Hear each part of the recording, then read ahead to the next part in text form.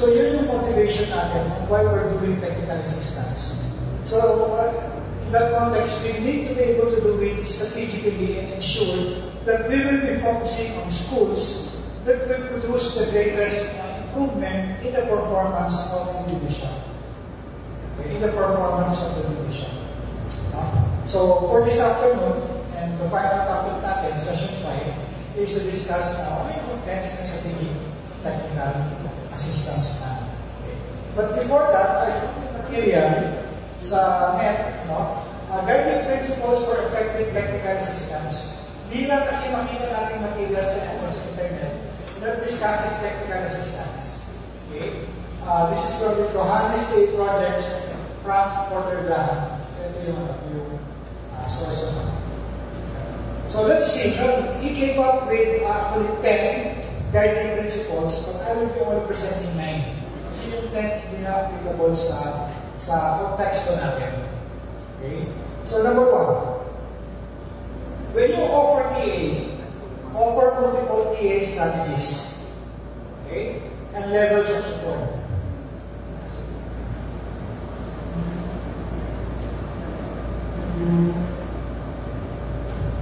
Okay?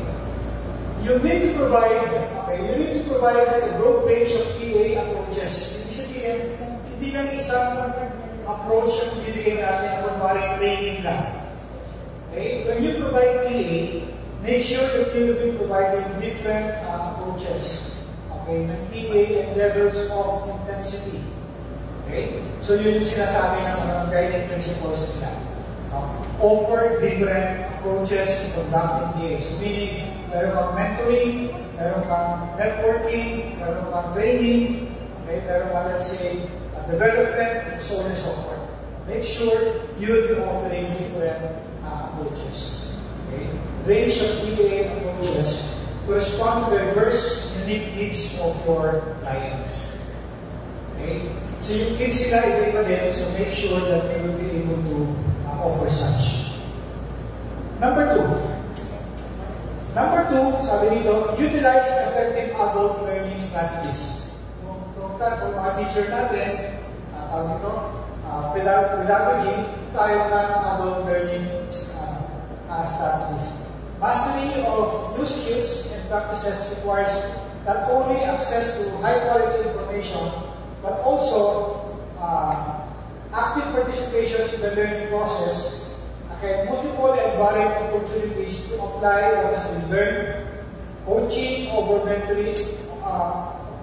mentoring over time, regular self-assessment activities, evaluation of how new knowledge is being used, and ongoing feedback in a supportive environment.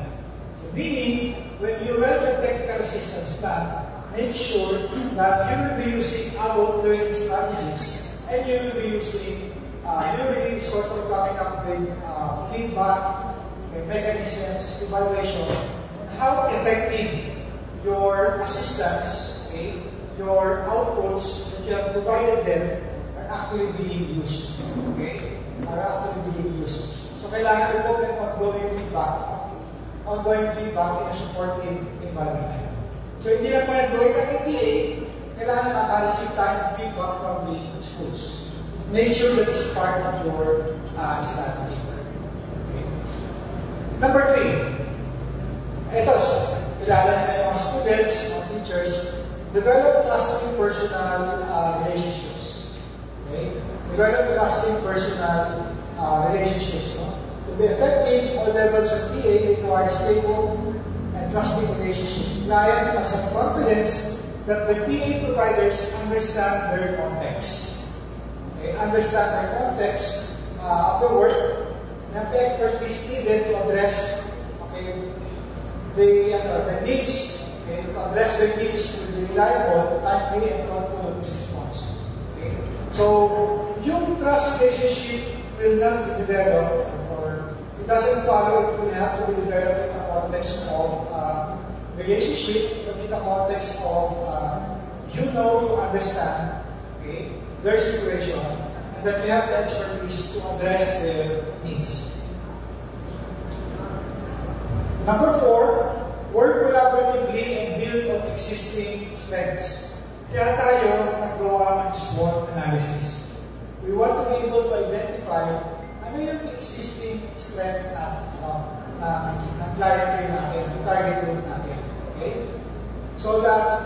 when you try to analyze the problem with the school, you will have a joint understanding of the schools. Okay? So please take note ng strengths kung paano natin siya to take advantage, build on existing strengths, and help clients to leverage and integrate current resources and then efforts. Okay? Number 5, develop partnerships and integrate resources. Okay?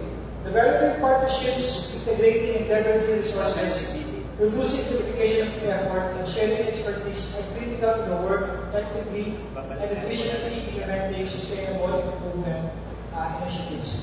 So, although what we're doing is actually to improve the performance of the division, okay, we are doing it in partnership with these schools. So make modality natin, we are partners. Okay, we are partners. We are not just experts. We are not experts. We will not highlight the experts thing, but we are partners in terms of solving the problems, improving the performance at the school level. Okay.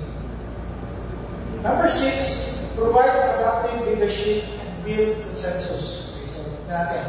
Training providers need to be skilled at promoting meaningful participation and contactable facilitation skills, hindi lang basta mastery, among a variety of stakeholders who often have diverse perspectives and varying levels of agreement about the innovation being proposed. So you will encounter, when you propose innovation or intervention at the school level, not all teachers, not everybody in the school level will be happy because they have different perspectives. Okay? So, it's very important for us to be able to adapt, okay, given the current situation. They must be able to create conditions in which people with very different backgrounds and experiences are able to work together effectively and build consensus around complex issues. Ito yung gusto natin. Okay? So, adaptive leadership. So, in-highlight ko lang ito yung nakalagay dito. Adaptive leadership. Provides the support skills and understanding what needed to be expertly distinguished between what is expectable and what is essential.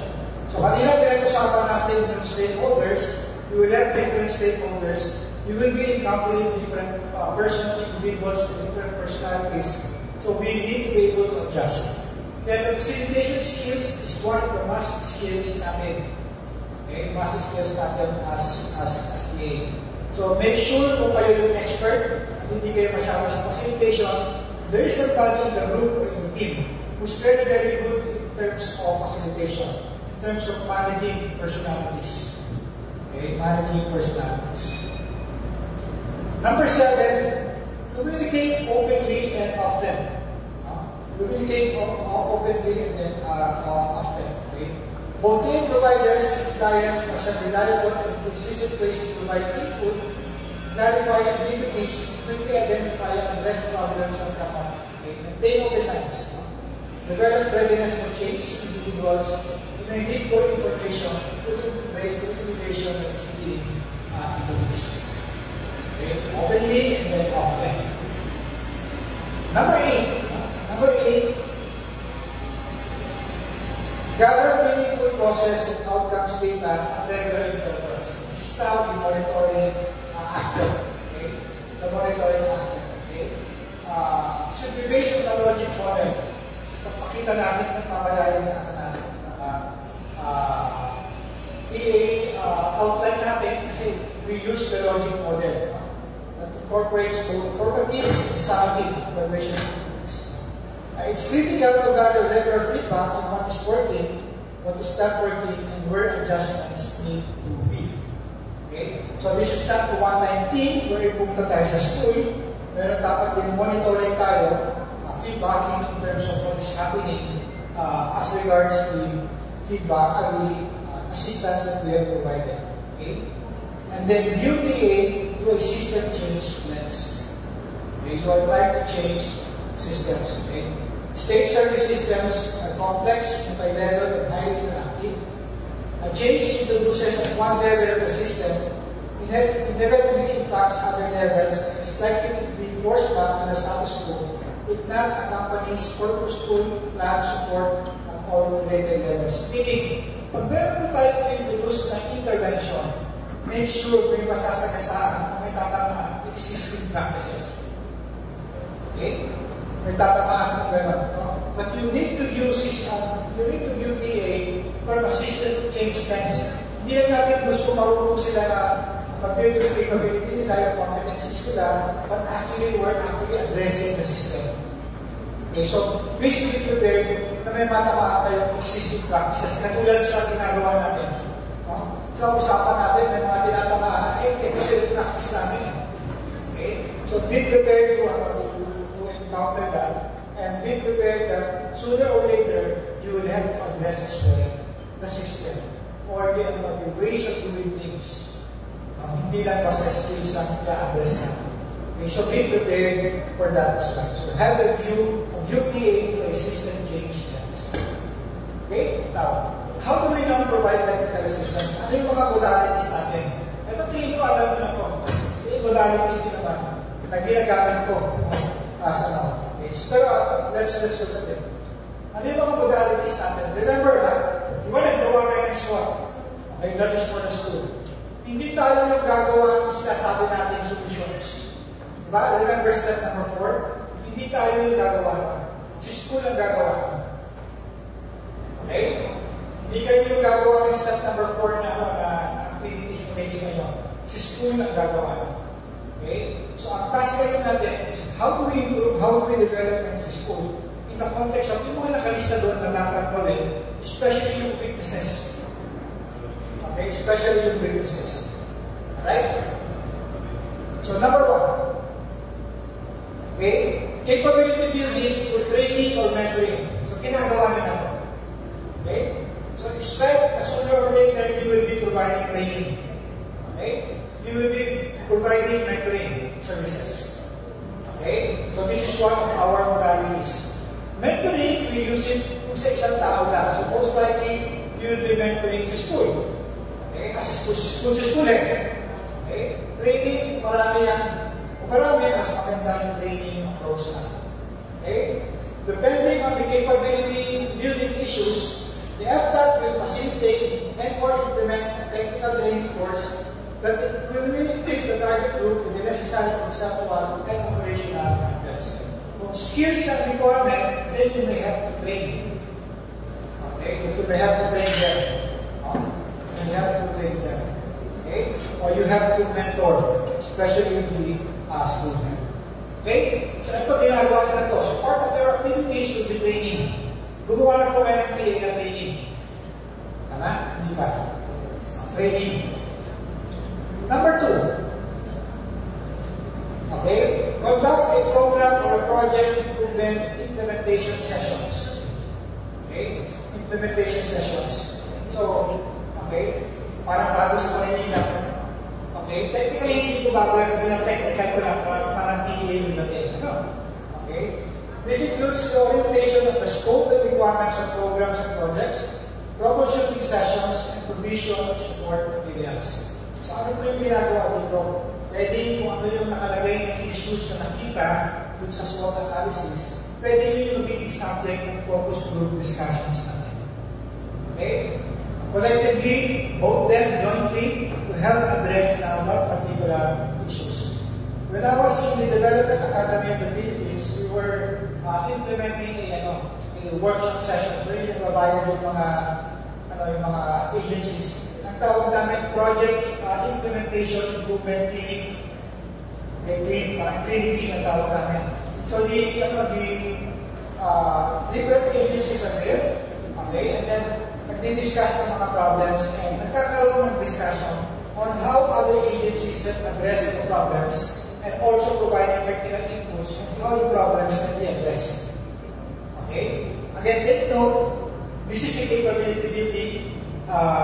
The DA is actually meant to sustainably improve the performance of the student and the teachers. Kasi kung training lang ang bibigay natin, okay, pwede later on sa ibang aspect, makulit yung problema. Okay? And usually, pag mga problems, hindi naman natin kailangan training yan. Pag-usapan natin, paano sinasolve yung aggression. Okay? So, we may have to conduct an FGD or a workshop with the school or the school stakeholders to discuss the problems that they have encountered and how this will be addressed. Number 3, okay, provide facilitation services. Okay, so ibig sabihin magkakaroon ng workshops. Okay, magkakaroon ng workshops, magkakaroon ng red shops, other group meetings. Ano lang yung services na ibibigay natin? Facilitation na tayo. Okay, facilitator na tayo. Ibig sabihin, hayaan natin sila yung mag-resolve na nila na problema nila, ng issues nila, tayo facilitator na tayo. Okay? Tayo as facilitator will not provide inputs. Okay? Wala tayong kakapihan basta facilitation lang tayo. No? Ganon. Wala tayong kakapihan. So, hindi ka doon ako may na-encounter ako, may kinapihan ng facilitator. Okay? At nagbigay ng input yung facilitator. Okay? Pag facilitation, remember yung continue natin kanina, ang ina-expect natin dito, yung puro facilitation ng gagawin niya. Para wala siyang kakapihan. Okay? Wala siyang kakapihan. Because sila yung gusto ma-address na naman. Pero kung kasama kayo, mas maganda may interpreted input na rin kasama mo sa facilitation. Okay? Some members of the FTAC will serve as activity facilitators, leading the target group to address their performance issues. Okay? Their performance issues. So, yun yung magiging trabaho natin. Simply facilitation services. Okay? So, nakatakbo na tayo. Yung una, training and mentoring. And then, implementation, improvement sessions. Okay? And then, number 3 is facilitation services. Number 4. Now, there will be cases, kita natin dun sa SWOT analysis na, kailangan itong services na ito. Hindi natin kailangan ng training, hindi natin kailangan ng facilitation services, ito yung kailangan. We will simply network or link them with groups or units, NGOs, partners that can help them. Okay? Who may have the technical expertise, financial means, and resources to help them. So, i-link lang natin sila. Okay? I-link lang natin sila. Export them now to go sa natin. So, that can be part of your services. Okay? That can be part of your services. Kaya kung sabihin nila, sir, hindi ako marunong mag-negotiate. Hindi turuan natin mag-negotiate. Mag-mentor tayo on how to do negotiation. Okay? How to do negotiation. So, the facilitation services and then the networking or linking. Okay? Number 5. Okay? Link with resource persons or experts who has the technical expertise needed by the target group. Okay, so i-link lang namin, kilala namin kung resource person na ito, kontakin nito, itong resource persons. Okay? So, ang pinipigil nila sa ito is a resource in terms of maraming contacts. Okay, maraming contacts. So, kanila po, partnership yun. Networking or linking them with partners. But this one is simply looking for partners. Okay? And then, number 6. Okay, number 6 natin, simply providing them data and information is already an assistance system. Okay? Simply providing them data and information are part now of our strategy. So make sure na marami kayong alam na policies, guidelines, and department orders. Okay? Mga data, alam natin. Okay? So ensure na alam natin siya. Okay? And of course, number 7, wala dito, there will be cases where we need to develop the system for them. Okay? Hindi natin let's say, material, system, okay? With their participation, we will have to do it for them. Baka mamaya yung training kasi is a very circuitous process. A circuitous process. Maganda kasi pag mag-PA tayo, PA kayo, mas maganda mag-PA at the beginning part of the year. Para makikita natin po yung objective na makukuha o yung performance, magkakaroon ng performance improvement at the end. Okay? At the end. Okay? So yung number 7 natin, you may have to develop outputs, special outputs, or let's say a system of mechanism for them. Okay? Introduce mechanism for them. Yun yung pwede yung number 7. Okay? And then, guiding principles of the tao. So, ano natin ito? Gusto natin empowerment. The target group is not the passive recipient, but an active participant to the problem solving. Okay? The EPTAC simply provides the mechanism that will provide sustainably improved capacities of the target group. Okay? Sustainability. EA is a sustainability strategy. Okay? Kasi, binibuild natin yung capacity ng schools. Okay? Capacity for them to be able to address and resolve their own problems and issues. Okay? Ayaw natin yung dependencies. Okay? Allow them to address, mitigate, make adaptations to respond to changing demands. Okay? The TA process is also designed to address bottlenecks. Okay? With the region division, when resolved, will facilitate more efficient operations. And of course, you need to look at yourself as a change agent. Yun yung tumawa natin, change agent natin. Change for the better, and change for the best. Okay.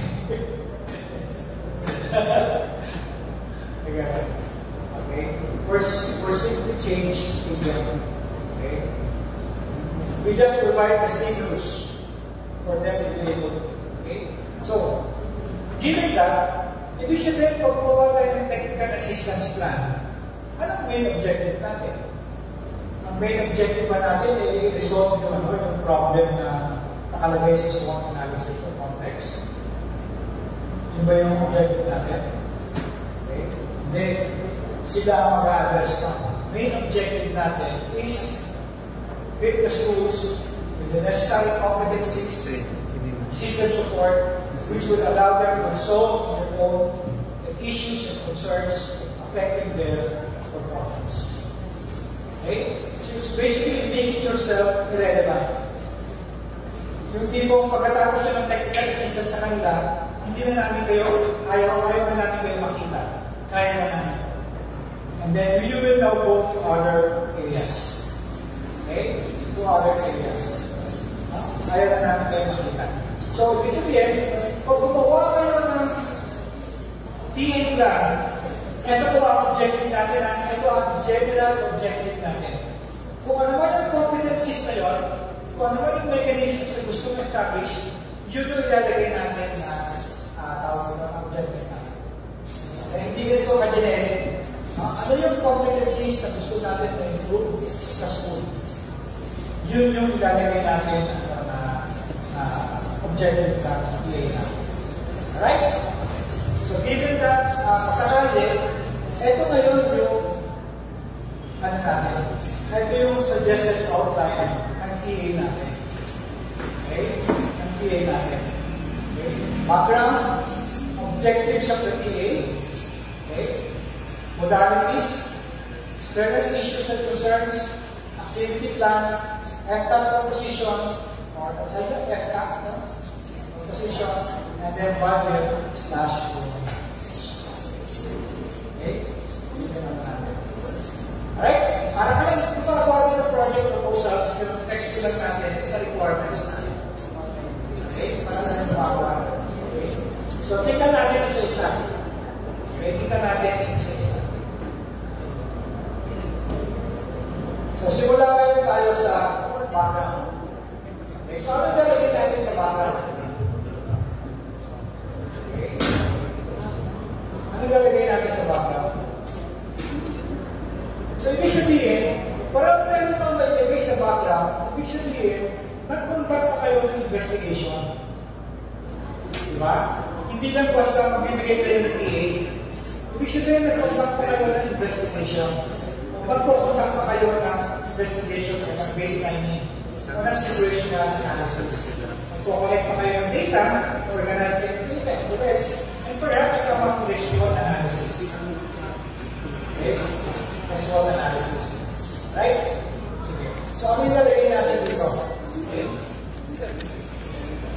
Mas maganda yung performance indicators and the performance issues. Nino? Okay. Ang suggestion ko simulan ko sa performance indicators. Okay, tapos sila yung test ko. Pag gano'n nakikita agad ng superintendent natin, ito, PA plan na to is actually trying to address that particular effect. Okay? K-division. Alright? Doon natin siya itali. Okay? Doon natin siya itali. Parang kitang-kita agad yung big sa big picture. Okay? Yung big sa big picture. Kaya, isa sa big session natin ay pag-aralan at alamin yung mga performance indicators. Okay? Sa access, lalo yung performance indicators natin. Pero sa tawag dito, sa quality, meron na tayo mga reading, numeracy, okay? Tapos baka iba, wala tayo, kasi yung okay? Tapos ang problem natin, yung non-file is something, hindi natin talaga ma-itemize para makita saan saan school. So you need to come up with performance indicators at school level para makita nyo, para appropriately makita nyo kung sino yung magiging target natin. Okay? So we try to, before ginawa nila, we try to come up with a number school para makita kung sino yung school. Pero ganun po yung recommendation ko. Start with a big picture. Kasi yung TA plan, isa nyo ito eh. Hindi naman ito para kay school. Kami dito kay school yung documents. Isa nyo ito how to go. So, always link the indicators of performance of the schools with the indicators of the indicators about the division. Okay? That will give you the context. The performance indicators will give you the context of the technical assistance. Okay? The context of technical assistance. Alright? So ito basically numbers ko na ito. Alright? And then, next, identify the causes and the reasons behind the poor performance. This is now where you can use the SWOT, okay, for your problem analysis, yung problem tree. Kung gumamit ng ibang tool na maliban sa SWOT at sa problem tree, okay lang po yun. Kung gumamit kayo, kung meron kayo alam mo stage analysis, okay, force field analysis, gumamit kayo, all means kasi meron kayo ginamit na basis for analyzing the causes of the reasons behind the poor performance. Okay? Particularly, ang i-highlight po natin, pag decision na sulat na, ang i-highlight natin ay si weaknesses. Okay? Si weaknesses. Hindi natin kailangan i-describe lahat dito sa background kung nakalagay sa SWOT. Okay? Hindi ka kailangan. Ang kailangan na doon ay si opportunities. Si weaknesses. Ang highlight mo. On a case-to-case basis, you may need to highlight threats, opportunities, but that will be on a case-to-case basis. Ang mas natin lang ay si weaknesses. Ang kailangan natin ilagay sa background. So kung gumawa ng SWOT analysis, highlight ngayon natin si weaknesses. Okay, si weaknesses. Now, anong gagawin natin kay ONT? Matapos natin hindi. Kasi yun yung pagbabasihan natin ng plano natin. Okay, ng plano. Okay. And then, bullet number 3, anong current difficulties and limitations of the target group? Okay. So, basically, sama na dapat siya sa SWOT analysis natin. Ang schools, school heads, and then teachers. Okay. Sama na dapat ito. SWOT analysis natin. Okay. Current difficulties and limitations of the target groups. Okay.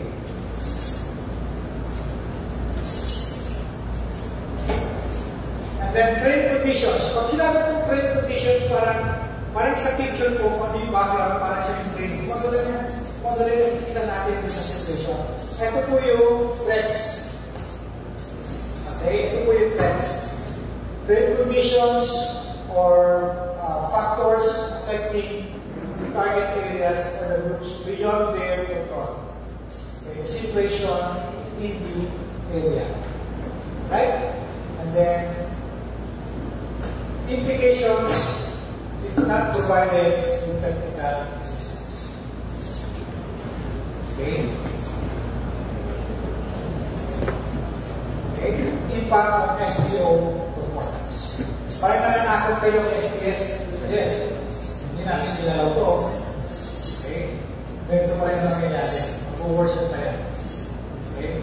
Si background section kasi is a call to action. Okay? This is a call to action. Tulad ng kasama ko isang araw, yung rational or background section, and yung section wherein we try to convince the leader to act to fund the proposal. Diba tanong sa inyo, bakit hindi nilalagay sa likod yan?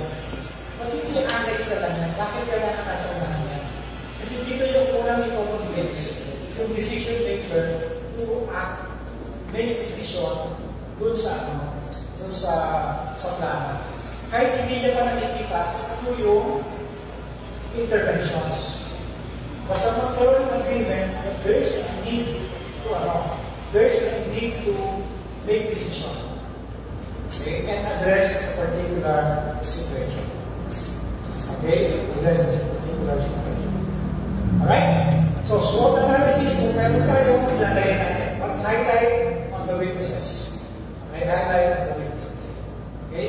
Now, let's go to the second part. The second part now is the objectives of the PA. Okay? Objectives, divide natin yung objectives sa tatlo. Tatlo yung objectives natin. Unang objectives natin is the goal. Okay, goal level. Talagay tayo ng goal level.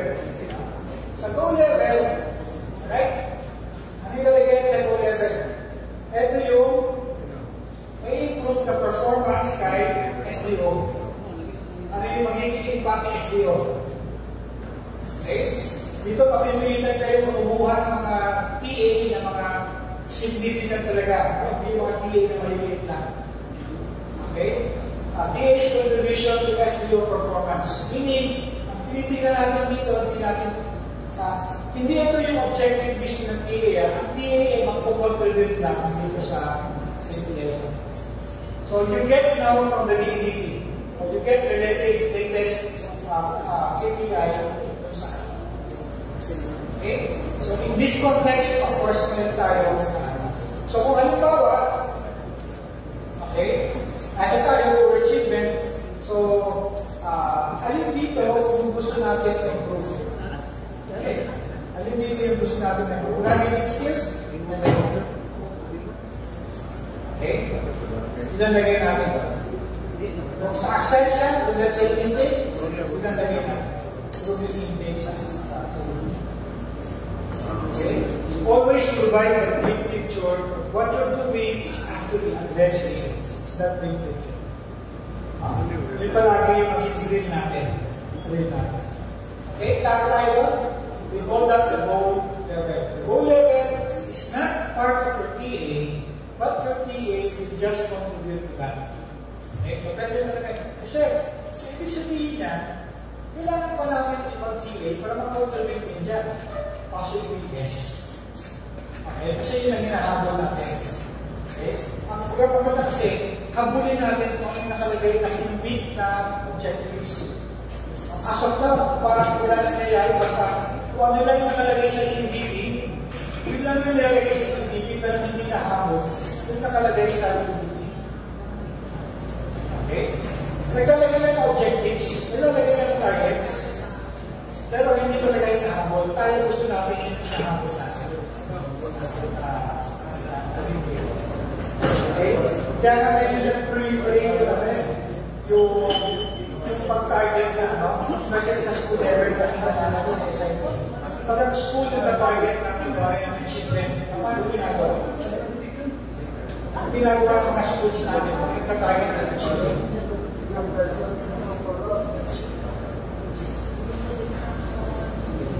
Kung sa target, paano ginagawa?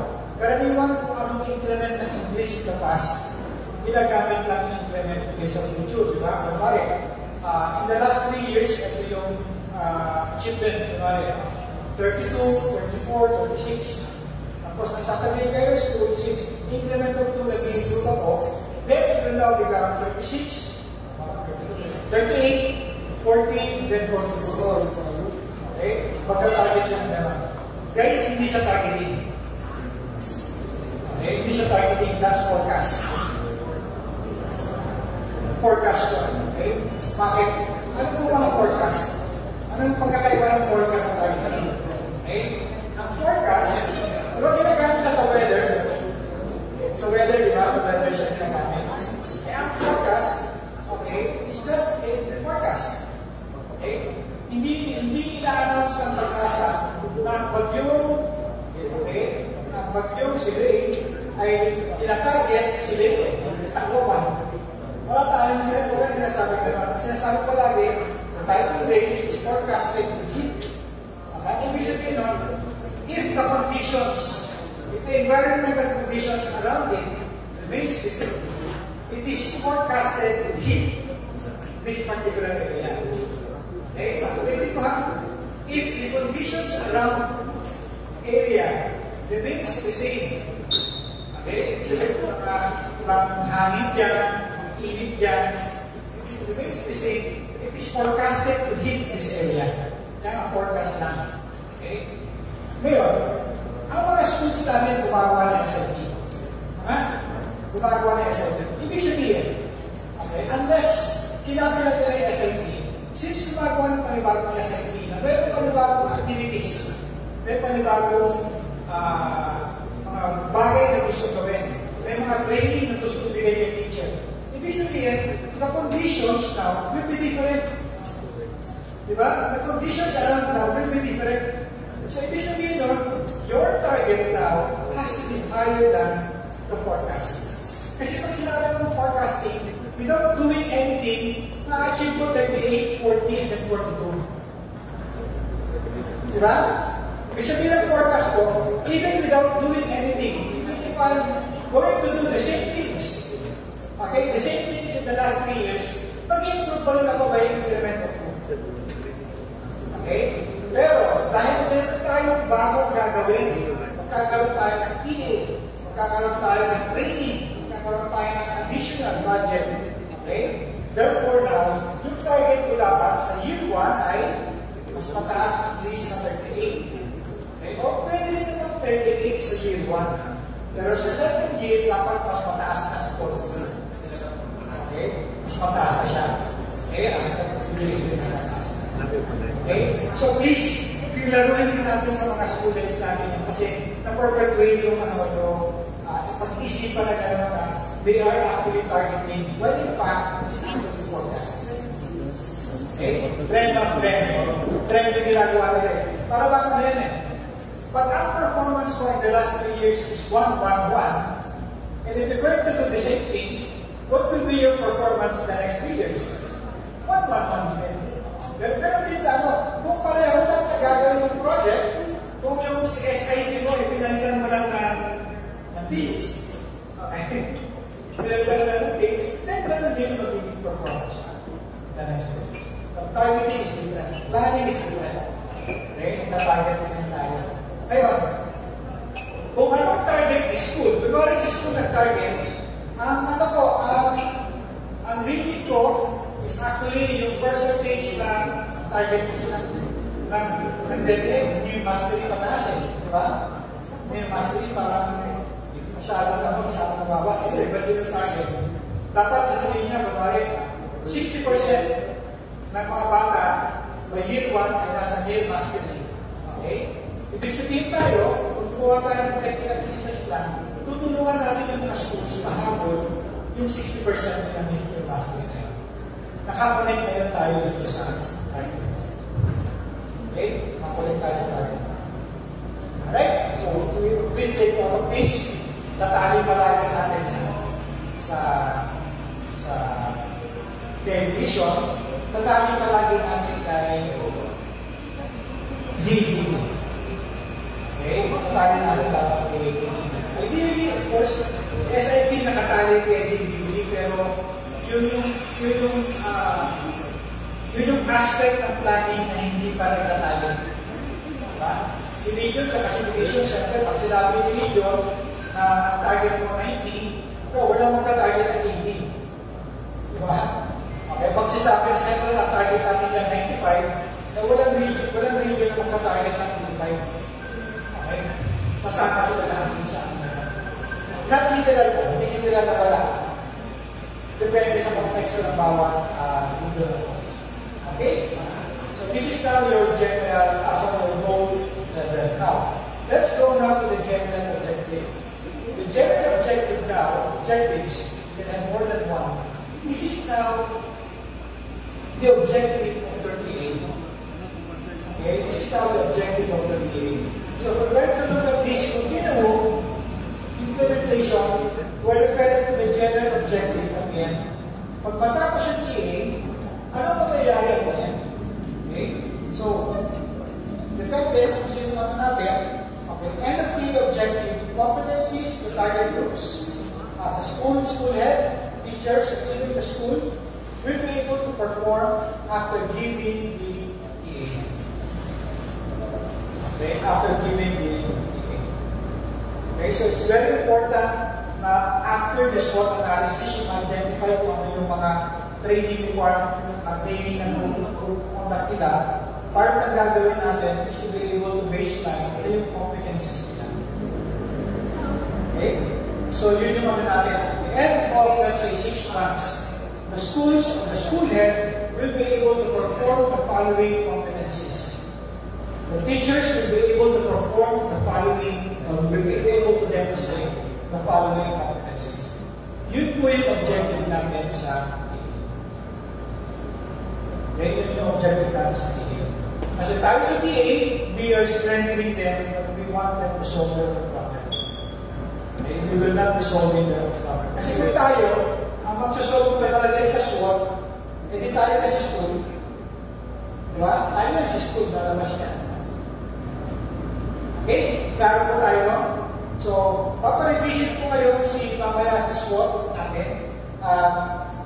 Bukayin natin ano yung competencies na gusto natin ma-improve doon sa school head at sa teachers. Okay, sa teachers. Pero sir, hindi namin sila na-isama sa SWOT. Hindi namin na-identify yung weaknesses nila. Okay, tignan natin. Tignan natin. Ito. Okay? Specific objectives. Okay, ano naman ito naman walang S, dapat ito yung S. Specific objectives. Ano naman yung ibig sabihin ng specific objectives? This pertains na to outputs or service.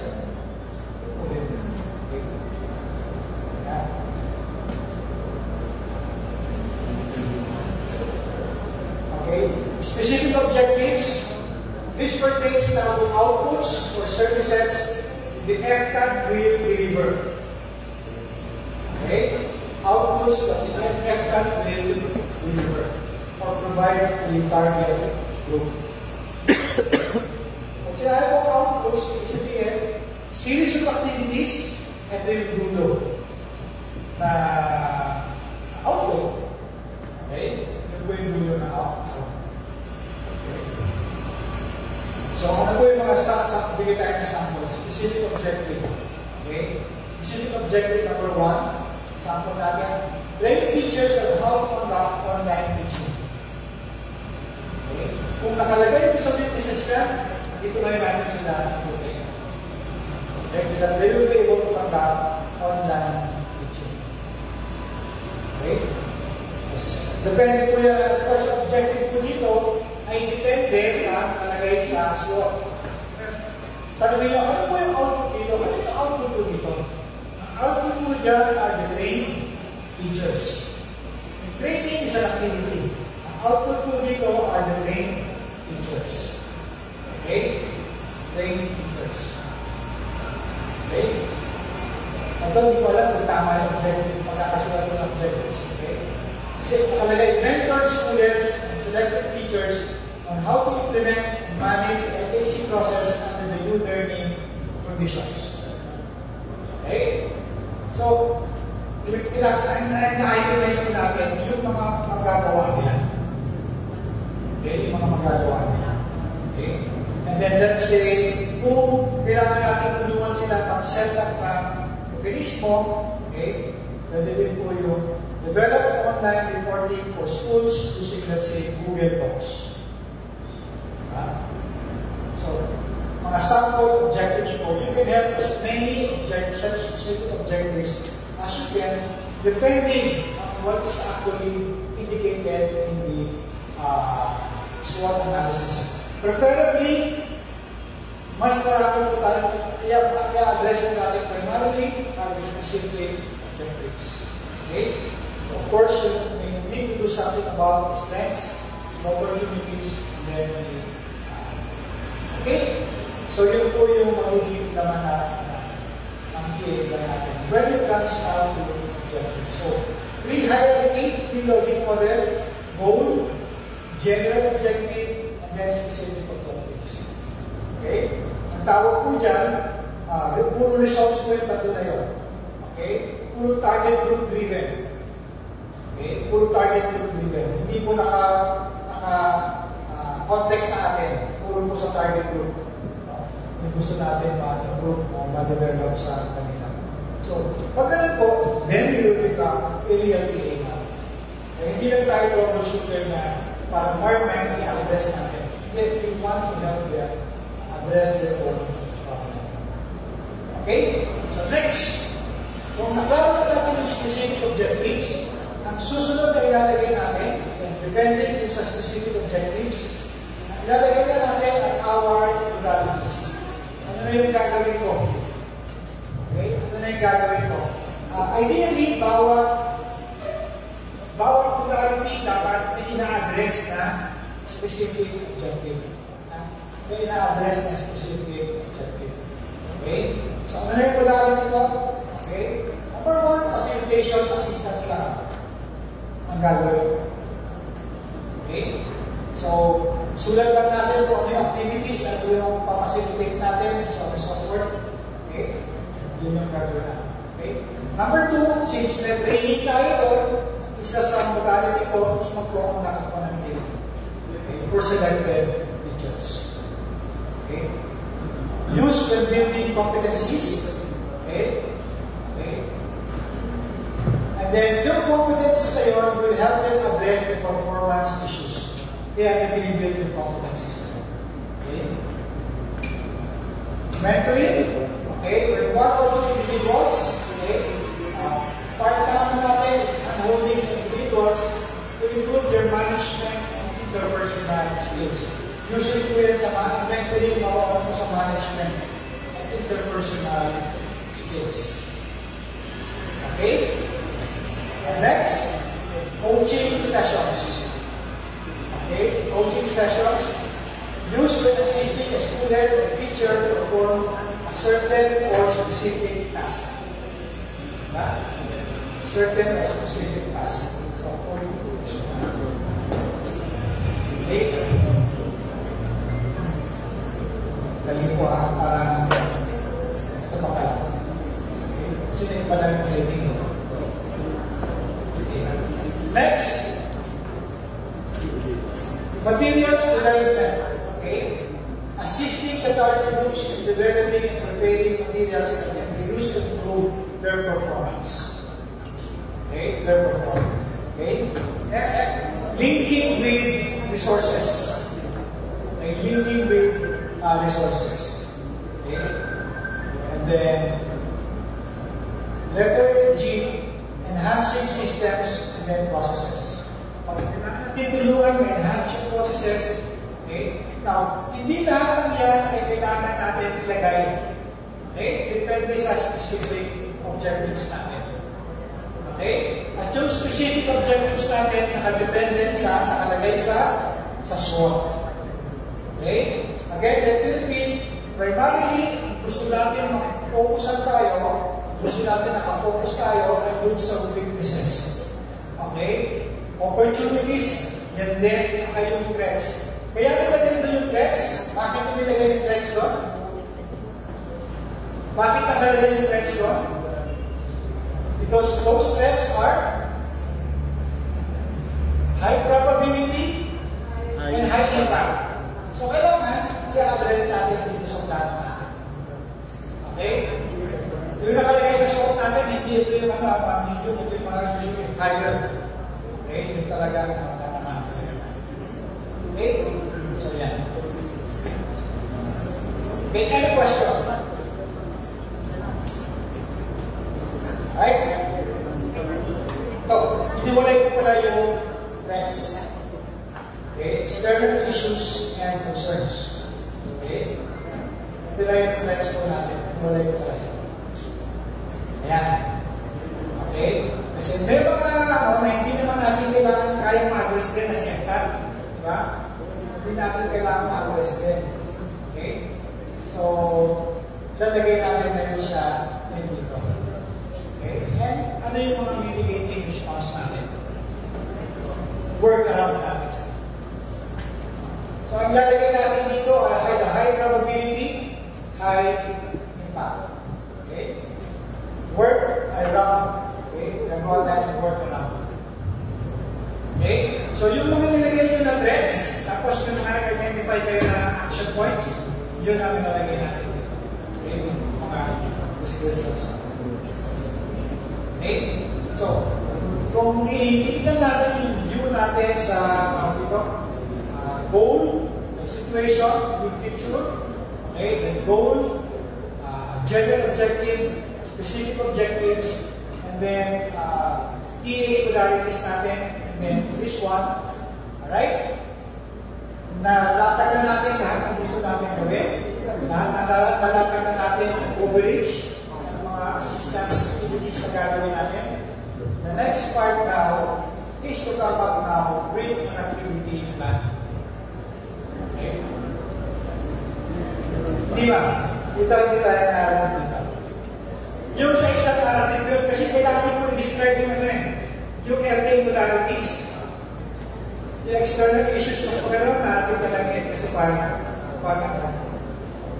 makamulan naman yan, di ba marami ang i-narrative natin para mas makita kung yung interventions are, kung yung mitigating responses are actually mas naka-address talaga.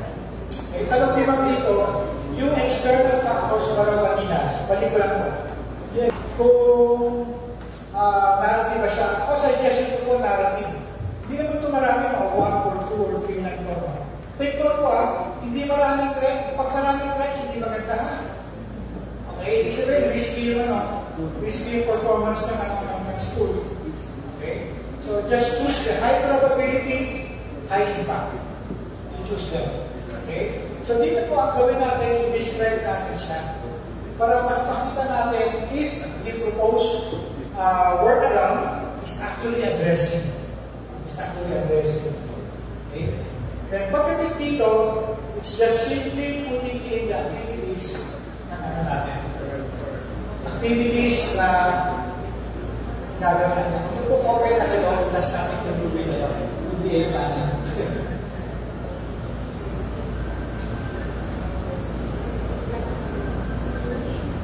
Ibig ko sabihin, kung yung mga activities natin, kunwari training, ano yung mga activities, ano yung main output natin, ano yung indicator natin, ano yung target, anong buwan natin sa and personal responsibility. The usual implementation planning. Okay? So, implementation planning po, please look at books, materials sa libro, sa internet on implementation plan. And these are just, ito lang po yung mga plano, ito lang mga elements that are actually allowed. Okay? So, implementation plan. All the others, huwag nyo na po ilagay. Huwag nyo na ilagay yung outcomes, goals, graph, hindi po siya para dyan. Para dito lang talaga sa elemento na yan. Okay? So, this is how the work. Okay, this is how the work.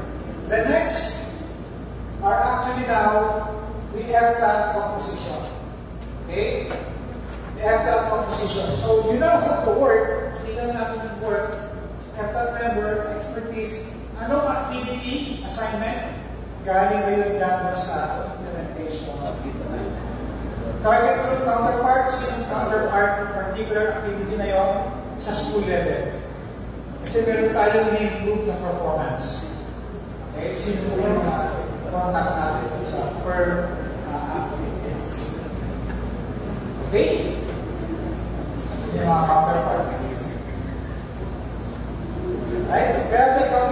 principal partnership approach natin. Okay.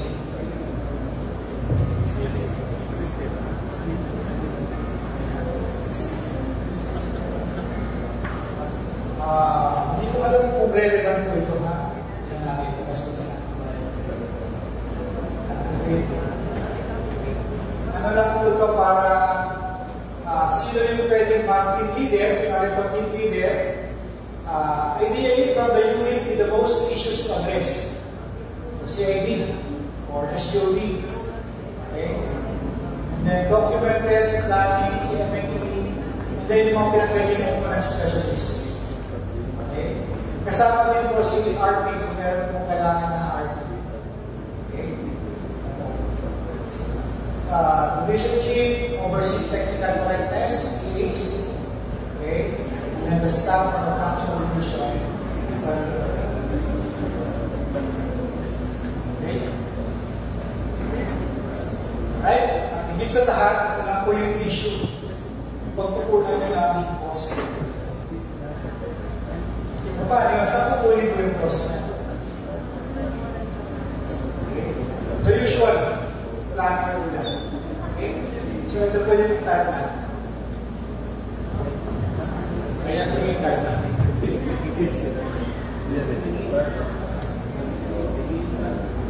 So, ganito lang po yung plan na natin, yung TA plan natin. Ganito lang yung TA plan. So, dinidescribe natin yung gagawin natin.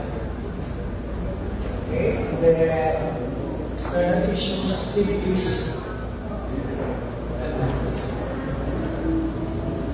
Okay? So, what will make it strategic? Kasi kinonlike natin dun sa performance na gusto natin i-address. Okay? And the one that we are implementing is actually going to provide more improvement dun sa performance issues na natin. That will make it strategic. Para sasabi natin, hindi natin ito ma-address, apektado ang performance ni division. Kaya, apektado ang performance ni division. Okay? So, ganito po yung gawin natin. When you attempt to do this, ito lang po. Ito lang. Okay? Hindi pala, ganun pala. Given your SWOT analysis. Ito, kailan lang natin. Kahit ito, paano pa naman. So, ito, interested ako kung paano ito gagawin. Tsaka ito. Okay? Then, identification of your PA analysis. Okay? So, can we go back to our SWOT analysis? Okay? Our SWOT analysis and attempt now to address yung ano po.